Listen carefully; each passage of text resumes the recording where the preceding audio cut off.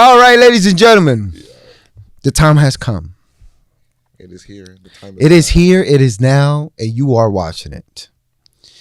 This is another beautiful episode of Talk to Me in English. Talk to me in English. Yeah. With me, the host, the mandem. Misa on the keys. And like I promised you, the one that now is part of the whole entire package, Dr. J Isaak. Right. I'm like a side dish you get with your meal. You get me? Yeah. You get it? You just come with it.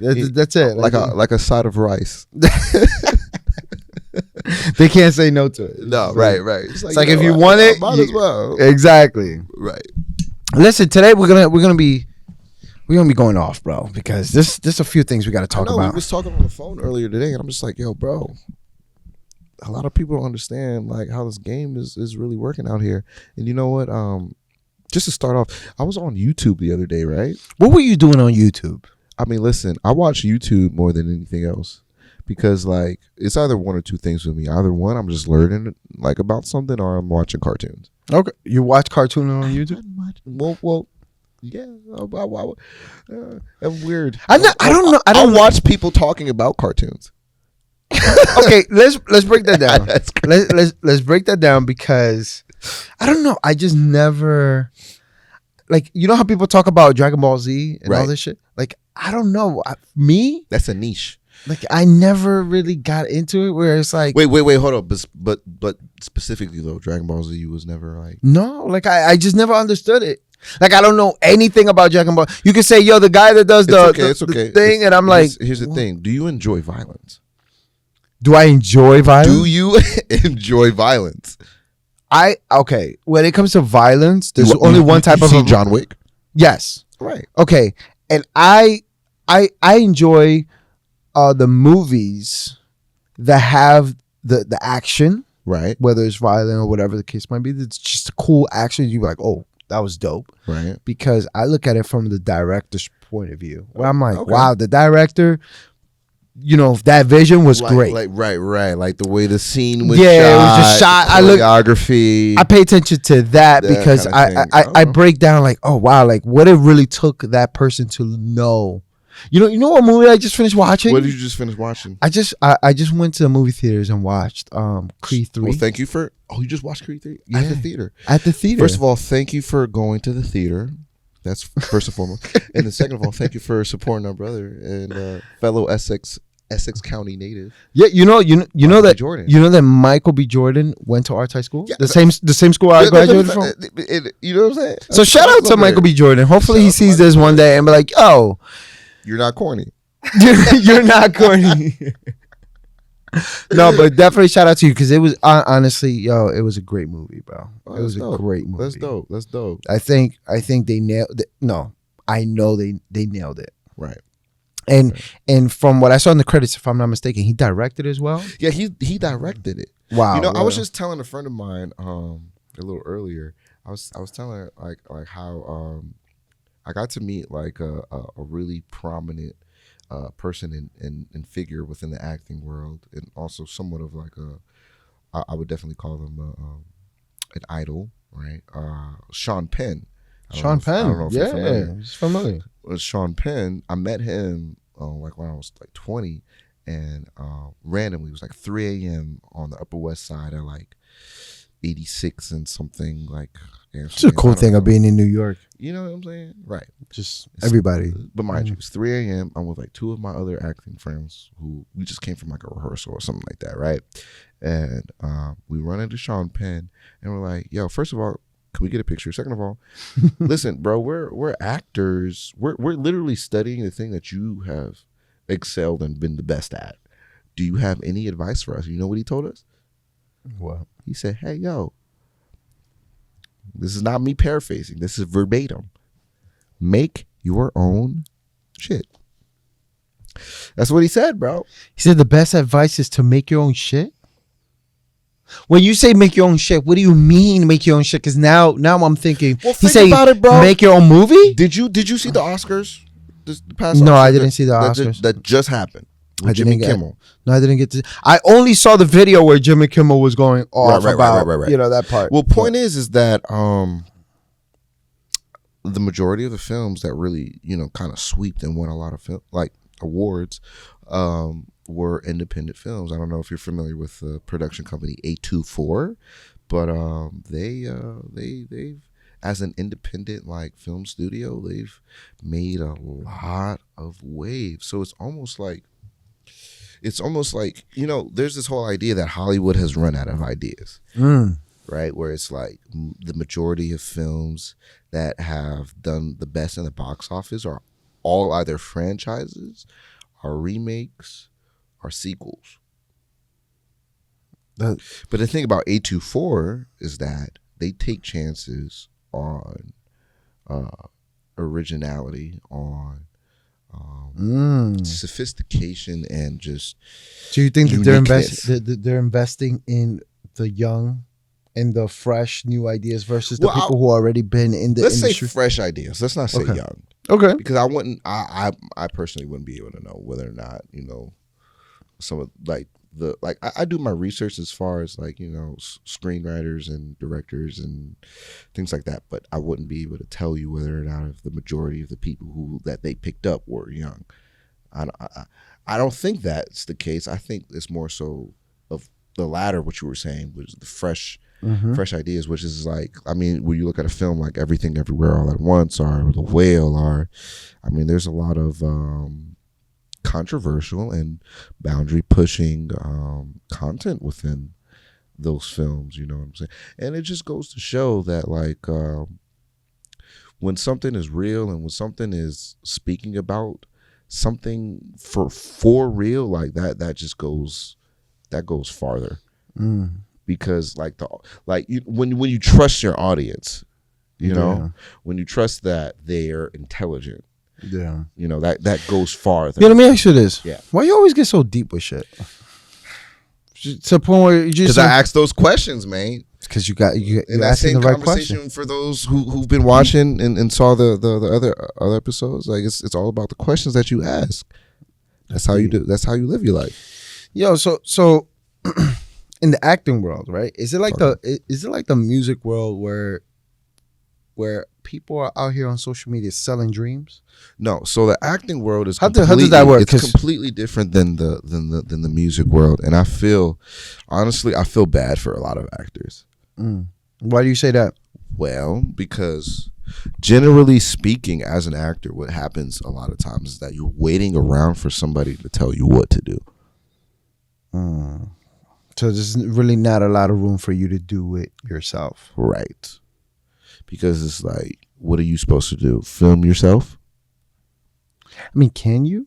You can if you buy your own equipment, but then you got to hire the person behind the camera. If you figure out a quirky, interesting and entertaining way to, yeah. Look at Issa Rae. She was making her own content, on YouTube, and was doing her own thing with her own little team, and then next thing you know, she's with HBO and she got a whole big team doing what is in her head. So in today's market, right? Right. Somebody who's starting the just the acting world, right?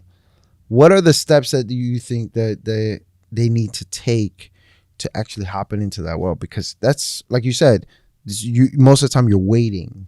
Yeah. So what can they do so then while they're waiting, they can still push the needle? As an actor, you kind of have to have the proclivity or the proclivity.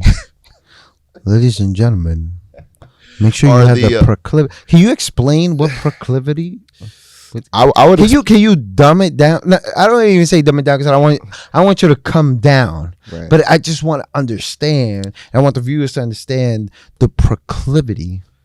Being easily drawn to a thing. Oh, right. So you learned something today, huh? Yes, you did. That's how I would explain it. Okay, but I'm always open to be wrong. Oh, right. So you might have the proclivity to be able to pick up multiple skills, right? Yeah. So at that at that point, like, I would advise anybody who's an actor to also pick up writing. Pick up writing? Yes. Okay. Because as I told you, when I met Sean Penn, what was the thing he told me? He said, man, just make your own stuff. So it's like, listen, as an actor, you're probably someone who's very observant already. Write down the stuff that you see and you hear, and then get a team behind you who believes in what it is that you're trying to do. Create a project and bow. And bow. So all you gotta do is just bow. Because here's the thing, like, me personally, like, I'm not even really interested in acting for other things right now. Like, I want to act in the stories that I want to be told. Personally. So you just want to focus on what you believe fits you. Yeah, there's two different types of actors. There's actors who play themselves as people.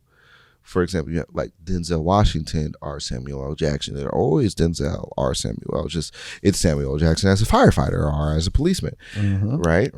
But then you had that case with Denzel where he played Malcolm X, where he was Malcolm X. And then you got actors like Johnny Depp and Heath Ledger, where Johnny Depp is Captain Jack Sparrow. He is Edward Scissorhands. Right. Heath Ledger was the Joker. That's actually a very interesting. You feel what I'm saying? Where they become completely engulfed in the persona, and the psyche, and the and the thought process of who it is that they're portraying, because they're really conjuring spirits for real. But that's another conversation. That's a whole different ballgame. That's a whole other conversation. And that's why music is different than acting, because the tools for, and that's why musicians, if you're a music artist and you have an iPhone, why don't you have GarageBand on your phone? Before you go to the studio, please, for the love of God, before you go to the studio, record yourself on your phone.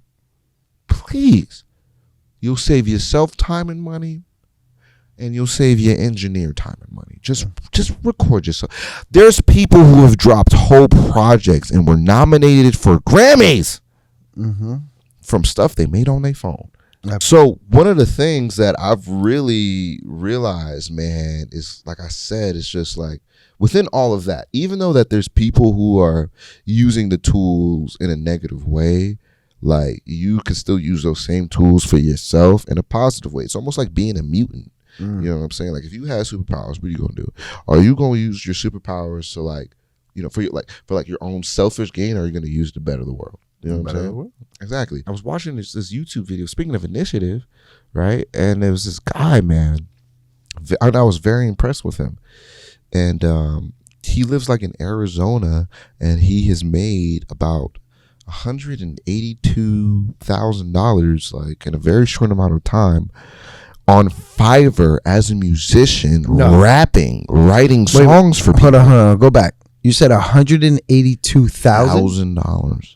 Okay, so let's break it down. How did he? Amount of time. Yeah, how he made $182,000? Understanding his market. He just asked himself certain questions. First of all, he asked himself, "What does it mean to be successful in my eyes?" Because the industry, it does a few different things. It creates it creates illusions and delusions of grandeur, where it's like they make it think that it's a big numbers game, but it's not. It's actually a small numbers game. It's a small numbers game. But they don't want you to know. Hold on. Okay. You woke me up. A small numbers game because. Well, think about it like this. Let's say you actually are running a CRM and you understand. What's a CRM? So for those who don't know, a CRM is a customer relationship management platform. That's what CRM stands for. Of course. You're managing, your market. Yep. And so for those who understand their market, like this guy, right? He understood his market. He understood who were the people who were looking for the thing that he's doing, right? And he was looking, and he did studies and research on his market, right? And he saw back in like 2015 on Fiverr, there were people who were writing songs for whatever, whether it be your YouTube channel or your business or your whatever it is, right? Charging, minuscule amounts of money to what he thought that he could be making from doing it, because he's looking at what they're doing and he's like, I could do better. Right. So essentially what homie did is he took the next few years after that, while he was in, working other jobs and things that had nothing to do with what his passion was.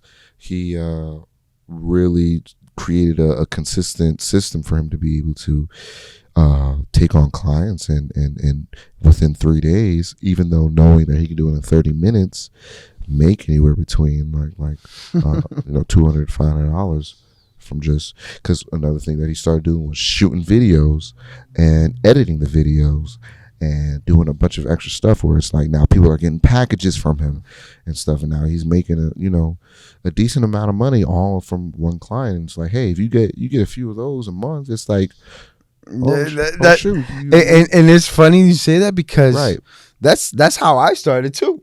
I actually made my first 6 figures in the music business without no plaques, no nothing, just simply offering the multiple services to the same client, because the same client usually needs about 10 to 15 things. Right.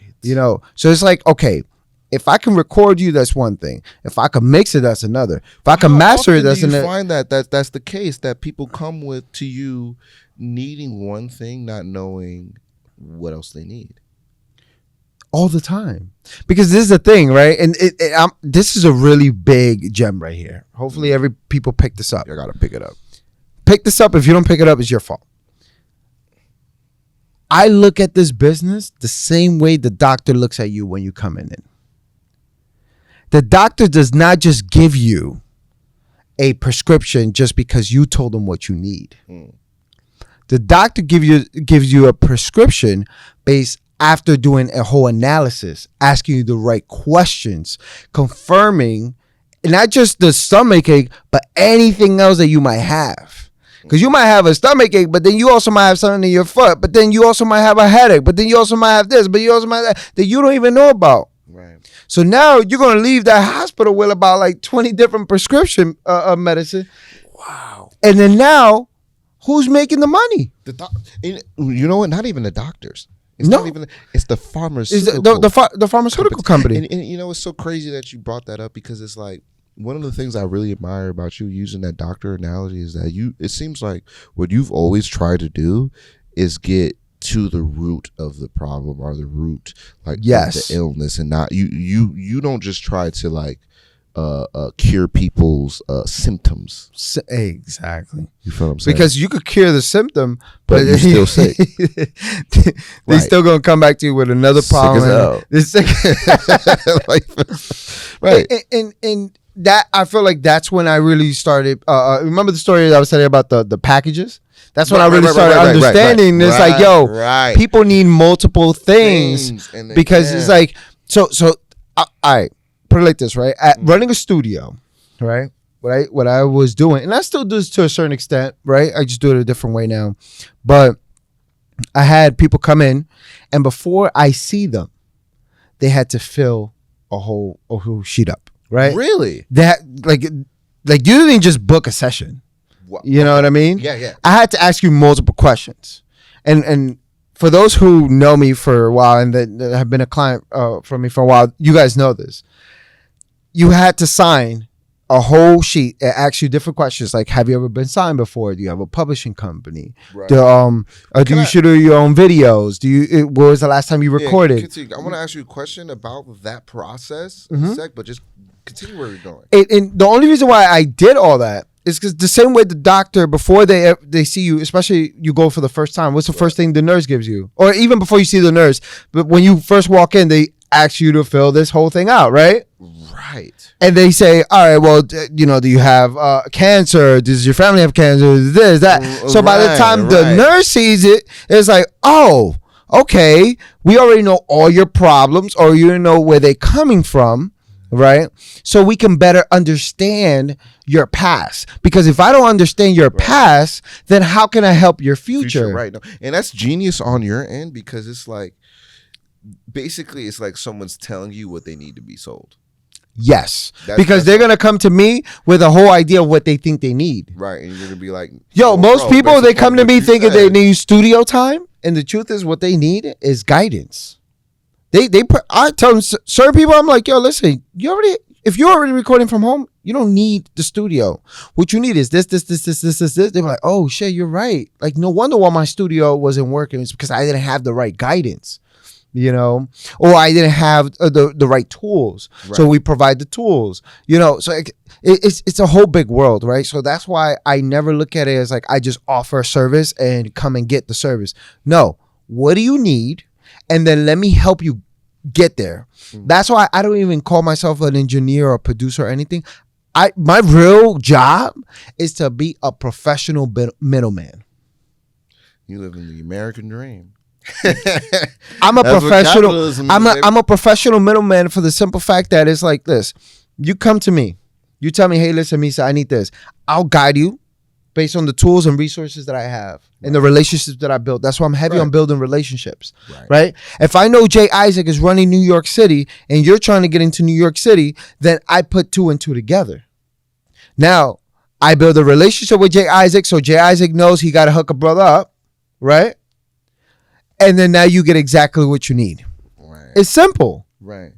Well, so one of the things that kind of dawned on me within that, like a question I have, like within that process, that I feel like I kind of see a lot too, that I feel like that maybe you see sometimes, is that a lot of people have had bad experiences within this industry.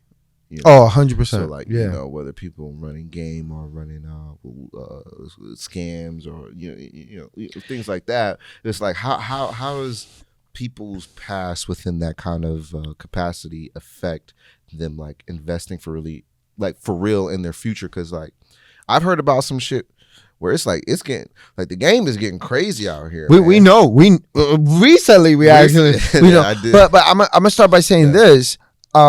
That's why I do the sheet, and I find out because one of the questions is, have you ever had a bad experience with the music? So you just straight up ask them. Right. The first question before they even talk to me, I need to know, have you had any bad experience? Because if you haven't, that means you're still too early in the game. Wow. Because you know they haven't even tried to invest in themselves yet. They haven't tried because and I'm not saying, hey, go get screwed. That's not what I'm saying. What I'm saying is, in this business, it's sad to say, but it's not what it seems. It's not what it seems. It's almost like stripes that you earn, where it's like, I've been through this, so I know how to kind of navigate. Right. You almost got to get screwed to be like, oh, listen, I can learn from my thing. But what I always recommend to artists is like, listen, if you're working with us and we're genuine about how we do business, let me help you save the time and energy and money by not going through all the bullshit. Because seek wisdom is going back to that other exactly. Right. You know what I mean? Right. Do you want to be the smart man or do you want to be the wise man? Right. No. So at the end of the day, and the reason why my time is valuable is because I'm going to save you years of experience and I'm going to save you money. Right. Which now you can put that money towards the next step in your career and you can speed the process up. So while people over here are still paying a dude $200 and getting screwed because the dude promised them a slot at this event that never happened. That's a whole nother racket. Listen, hey yo, no. Listen, I'm gonna say this real quick. Say it. This is very important. Listen, if you're an artist, do not pay to perform. Jesus, God Almighty, please have mercy. Do not pay to perform anywhere. Don't do that. Don't do it. Why? Because there's levels to the paying to perform. So why do you recommend not to pay to perform? Well, first of all, the reason why, it's like, one, you're gonna be in the red because a lot of those companies who do those kind of let's call it sharkish practices are basically trying to give you X amount of tickets, right, that you're now responsible for. And if you don't sell those tickets, you know what you have to do? Pay for them. Pay for it. So why would you take that opportunity? So how can an artist, because this is the thing, a lot of people fall into that because they want to perform. They're willing to do whatever it takes, and they know that they got. My nigga, listen. This is what artists need to understand. You're better off performing a show in your backyard. Like Lil Russell. Have you know Lil Russell? I'm not familiar, but it sounds like he's got the right idea. Yeah. I'm just saying, bro. You're better off pulling up to the park with a speaker and calling it a day than doing that. Because ultimately, you know what you can do? You can go perform in the park, do that, take the same bread that you would have been at a loss with, that same $250, right? And then just invest that into the marketing of that video that you shot of you performing in a park. Take that money, just turn into advertising. Right. All the tools are literally right in your face. So it's like, stop complaining. But that's I like the problem, though. It's just like the tool. It's the tools. A tool is neither bad nor good. It's all about how someone uses it. Of course. So, for example, and you got to know which tool to use for which project. A hammer might not be the necessarily tool needed to get the screw in. You might need to drill. Exactly. Come on now. So in the same capacity where artists and people need to start thinking this way, you really need to start thinking this way because there's other people who's thinking this way, and there are people who are thinking of taking from you all day. We just got off the phone earlier today. There was this whole thing happening. Let's talk about that because earlier today, something crazy, and it's sad that we still see this, but it's like it's gonna continue happening. Right. So let's help a brother out or a sister out. Right. Right. Well, first of all, I mean, we live in a day and age where scamming culture is just huge. It's crazy. It's huge. It's so sad that people are just out here to really destroy. Like, you could really destroy somebody's life. Right. No, you could. And it's crazy because be very wary out here now, people, because now these scammers are getting really specific. Like, they're doing even more and more research where it's like, if they know that you're an artist, they'll hit you up and be like, hey, and give me the exact example that happened today, because people need to know what happened. Here's an exact example to let you know that this can happen to anybody at any time, right? Tell them. If someone hits you up asking, hey,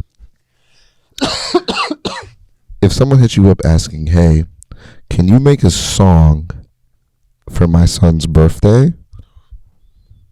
Don't even respond. And here's the thing, right? Is that I was talking to somebody and we were talking about like how, hold up. So I was talking to you earlier today, right? And I was like, yo, bro, tell me why I'm on my IG, right? Someone hits me up and they're like, yo, I want you to write a song for my son. It's their birthday coming up. First offer up, I'm like, okay. All right. What's your son's name? Danny? Oh, whatever.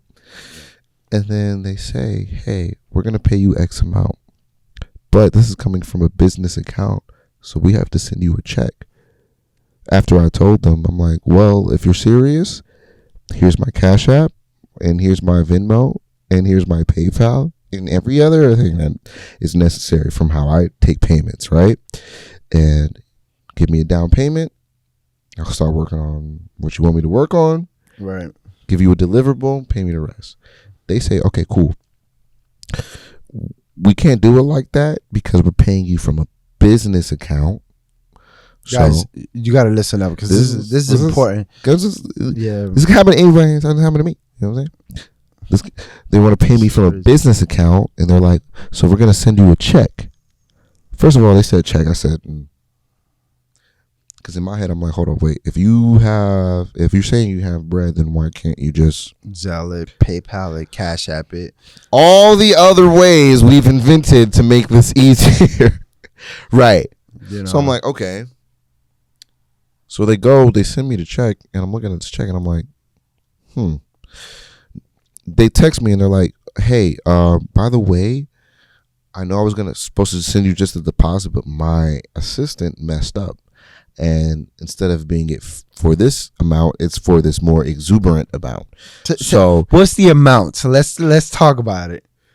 So they were gonna send me a down payment of $300. Okay. Instead, send me like $3,000. Wow. Right. Red flag. Red flag. Off rip. Because you know what they wanted me to do? They were like, oh, can you do me a favor? Can you just take that 3Gs, right? You keep your 5, what we was going to pay you. And then just send the rest to us. And I'm like, yeah, the conversation's over. And this happens, and the sad part is this happens all the time. All the time. You know, and it's sad because when I talk to an artist and I really try to help them, they get worried because of course they got scammed before. Right. So they're like, oh shit, like is this guy gonna scam me again? So is that's this company what I mean. Like, do you feel like you're often like fighting against people's past when you're trying to help their future in that capacity? Like, of course, that's why I always first of all I ask them like about their past. That's why that's one of the you have the which is genius. By the way. One of the main things I ask. But on top of that, I like to be in person for the most part. Right. So if let's say we were all on a phone call or we were doing a Zoom call and we talked about this, I always try to stop the meeting and then just say, you know what, can we schedule in person? Right. Because it's important for you to understand that I'm a real person, that we actually have a legit office, a legit space, right, where you can feel comfortable and you know what you're getting. Okay. Right. And I can show you proof, because what's happening is that a lot of guys are getting scammed because they're getting sold the story, right? The story of, yo, you're going to be able to perform with this person and it's a $2,000 a slot. So, you know, Drake is going to be in town and this is the only chance and you got to send $1,000 deposit. Don't bite into none of that, because like you said earlier, don't pay to perform. If people truly want you to come out and open up, you know, have them reach out to the manager, and the manager should be able to handle business accordingly, send the proper agreements accordingly to ensure that you're getting paid for your time, energy, right? Because that's what you're providing to those people.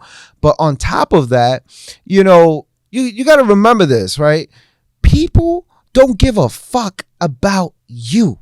So if they know that they can take an extra $2,000 or even $200 from you, they will do it. That's the sad part. So don't you know, you got to remember that, you know, trying to reach back out to them and say, hey, can I get my money back? It's over. It's done. The game's done. The game is done. If you fell in that trap, it's over. Just cut your losses and learn from your mistakes. But hopefully, you know, and I'm glad you know, today we got the chance to talk about it, because we see this all the time. Hopefully, you know, if somebody's reaching out to you right now, you got somebody in your DM, you know, talking all this bullshit, just cut it off. Don't send them anything. If somebody's asking for any cash apps, that's bad business. All right. I don't care. Like I used to like, I used to like Cash App. Invoice. You know, I used to like Cash App, but after all we say this all the time. If your whole business is ran off of Cash App, that's a hustle and not a business. It's not a business. Right. That's why you should have a system that sends invoices. Right. Right. Whether it's for a feature, whether it's for a show, whether it's for anything. You're an artist. You're literally a marketing agency. Your job is to drive traffic. Market yourself. So market yourself, and then on top of that, treat your business like it's worth something. Right. Okay? Because if you don't treat your business like, you think people gonna pay you $1,000 for a song just because you could put fucking 2 words together? Like, come on. Well, bro, honestly, there's apps that do that. AI does that shit. AI does it. I mean, that's what we got. But that's honestly, bro. That's why I'm so mad.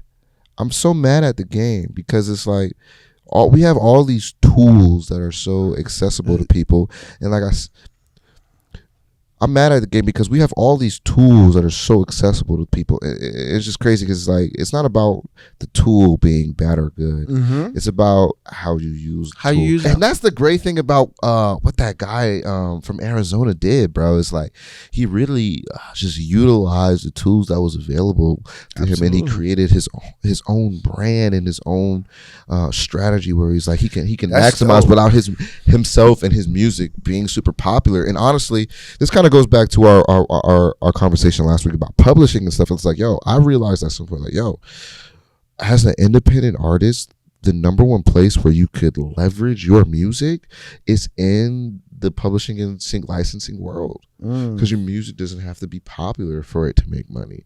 You know what I'm saying? Like, I mean, I'm speaking on talk to me about syncing, because syncing, like you said, you don't have to be popular. So how does that work? Because most people are lost on how even splits work, right? Because you got this from what I understand, right? Okay, you got your song. Your song is, let's say, 100% of your song. Right. 80% of your song goes to whoever owns the masters of the song. 20% goes into your publishing side.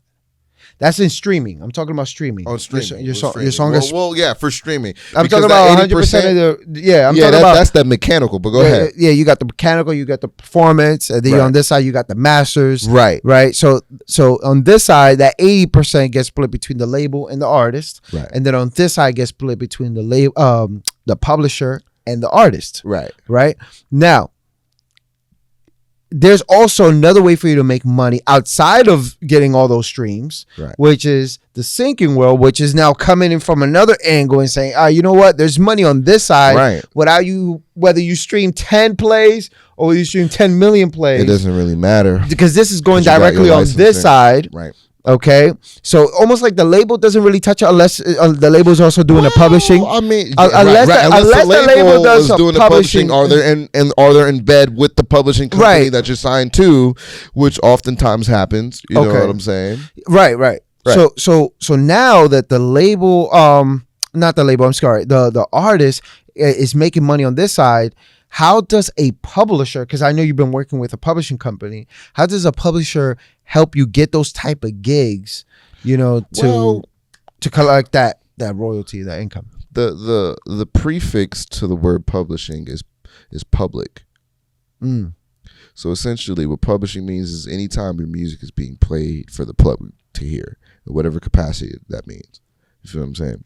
So it's like, so you have 100% of a copyright for a song, right? Then that gets split into 50, right?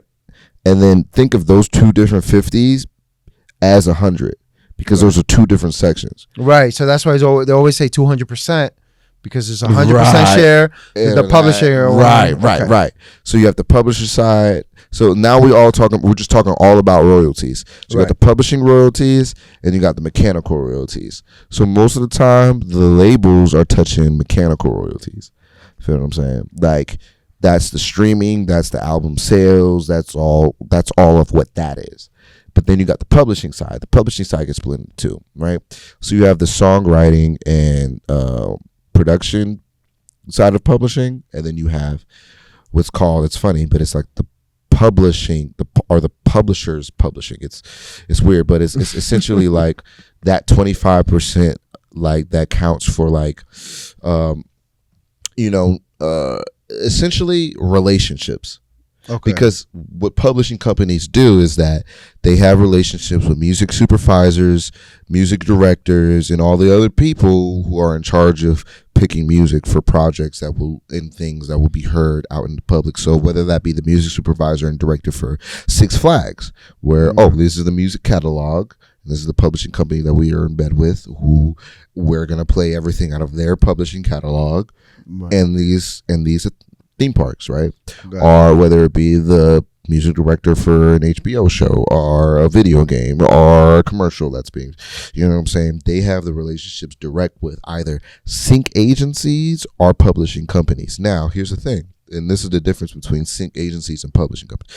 Sync agencies normally, for the most part, don't get any of your publishing, because the thing is that your publishing is the thing that's going to give you money in perpetuity every quarter, right? Whereas for the sync agency normally does is take that fee. they want that sync fee. Right. So you have exclusive and non-exclusive licensing for syncs, right? And so with non-exclusive, let's go exclusive. Well, I'm already on. So with non-exclusive, right? That basically means that you own the rights to your content, and you're basically giving people a time frame of when they can use it, and they're paying you for that time frame. So let's say you sign a 2-year non-exclusive license agreement. That means that company could use your song for whatever it is that they're trying to do within that 2 years. Right. So whereas exclusive is like they're buying it outright from you. Right. You know they're buying. Are they buying the song? The song. Okay. Outright from you. So that means do they have to go back to a label and buy it from the label as well? Depending upon what your deal is with the label.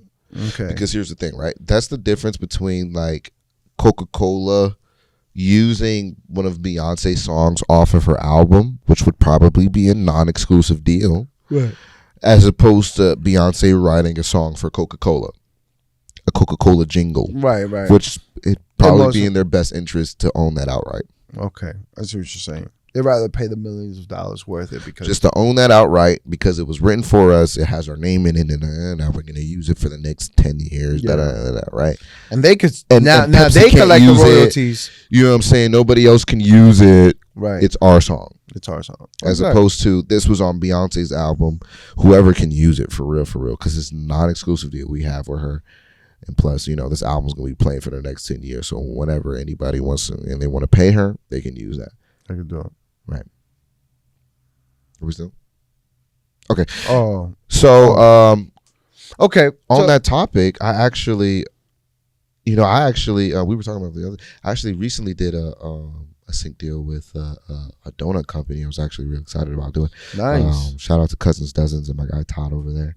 It was really, really, nice. really dope project. They're actually gonna be franchising trucks. That's kind of like an ice cream truck kind of thing, but it's donuts, right? Oh, that's fire. And when I was commissioned to do the theme song or the jingle for that company, the first thing that came to mind was kind of like, the ice cream man, when the ice cream man comes around, you know what I mean? So it was like, I wanted to do something that was modern, upbeat, felt relevant and just catchy, and like I said, shout out to my people over at Cousins Dozens, my guy Todd, really, really dope people over there. So I'm excited about that project. Nice. That's what it's all about, bro. Is knowing how to make money with your music. Because most people think it's like, I got to be popular, I got to be famous, I got to be big. It's like, of course we're not going to disclose exactly how much you're making on that project, but the point is that you're making that money without you having to have the millions of streams, without you having to, and that in a way equals out to millions of streams. So it's like, yo, if you can get that fee, then do what you love. And that's the thing, because let's say, because they have a pretty strong, social media presence amongst other things. So it's like, hey, let's say, their stuff starts really going up, and everybody's asking, well, where does the song come from? Exactly. Let's just say 2 million people start liking their stuff, right? And only 20% of that starts really banging with me. Oh, the traffic on that is going to be crazy. You know what I'm saying? It's that kind of thing where it's like, it's not about the big numbers. It's about the small numbers. It's about the real people, the real fans, the real family. Right. And the real relationships. Supporters, right. Yeah, the real relationships. You want to make sure you build solid relationships. Like how do you build a brand partnership? It all starts with starting that conversation, letting having them your know core values, making sure that your core values are aligned. Do they align with what you do? Right.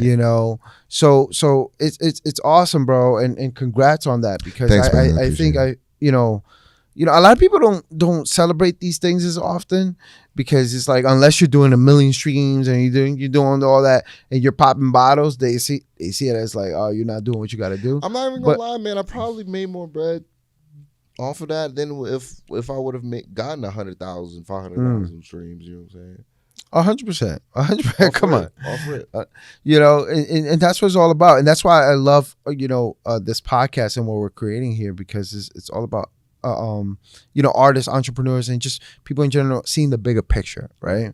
It's like, if right now you're stuck, looking at the pennies, look up. And I want you to understand that there's a whole big world up here. Right. That instead of you crying about these little pennies and figuring out how to get these little pennies, it's like, look up. You could there's $100 bills right here just hanging. Just start reaching for them and start and really start doing your job as an entrepreneur, as a creative, to understand the business. The cool thing with you is that you realize, like, hold on, there's other sources.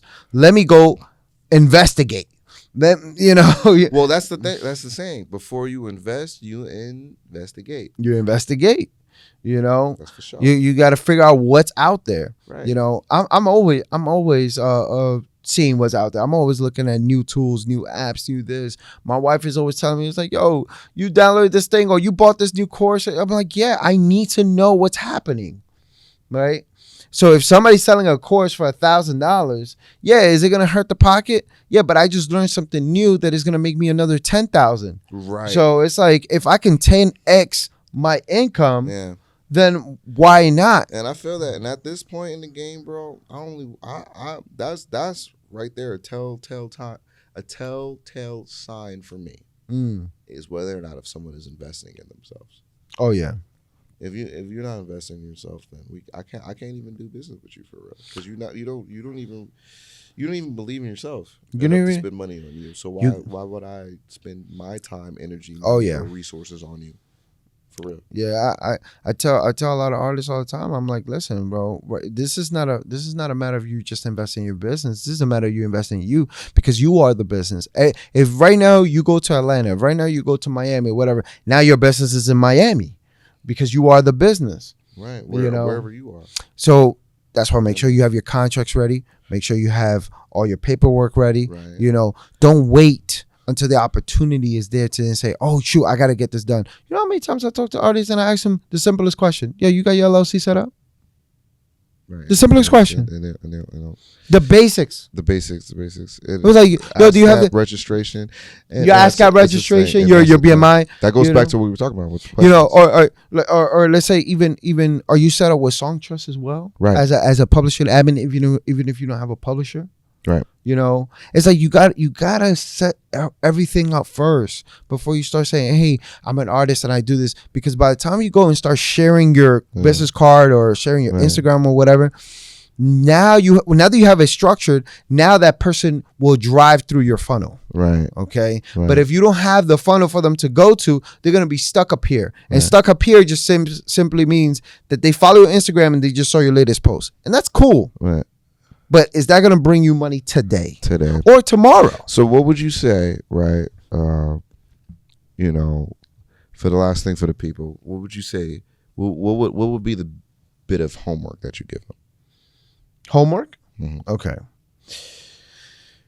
For who exactly? Is it a seasoned artist? Is it who are we talking to at this point? Okay. Specifically. The artist who has been investing in themselves and doesn't know what's the next thing to do. Okay. Where they've spent money on studio time, they've shot videos, and they've done certain things, but they just don't. They haven't gotten what it is that they're looking for, and they don't know what the next step is to do, and they're tired of coming out of their pocket. Okay. The first thing I would say is set up a consultation, whether it's with us or whether it's whoever you feel like you can trust. It does not matter. I always said this. I'm not meant to work with everybody. I'm only meant to work with the people I'm meant to work with. So if you find someone else that you trust that is willing to guide you and you believe that person or that team can do it, great. By all means. Yeah, exactly. Right. I don't need everybody's money. Right. And I'm all not money looking. Ain't good money. Right. Come on. I'm looking for the people who, of course, are serious about their shit. Mm-hmm. And when we talk for the first time, we can definitely see ourselves working together. Other than that, it's cool. I hope I wish you the best. You're rocking. But this is the biggest thing. The biggest thing is guidance, right? The biggest thing is like we talked about last time. For that person, it's mentorship, right? Because this is the thing, right? That's right. You could have $10 million right now, right, and blow it up and not know what to do.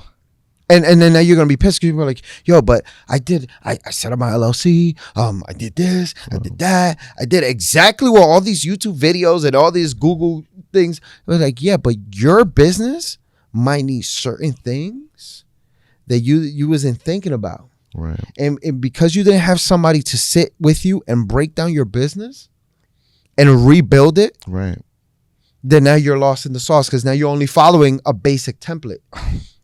You're literally you're not following something that was specifically tailored tailored. That's a better for word. Your business. For because you. If you're an artist, it's trying it's not one size fits all. No.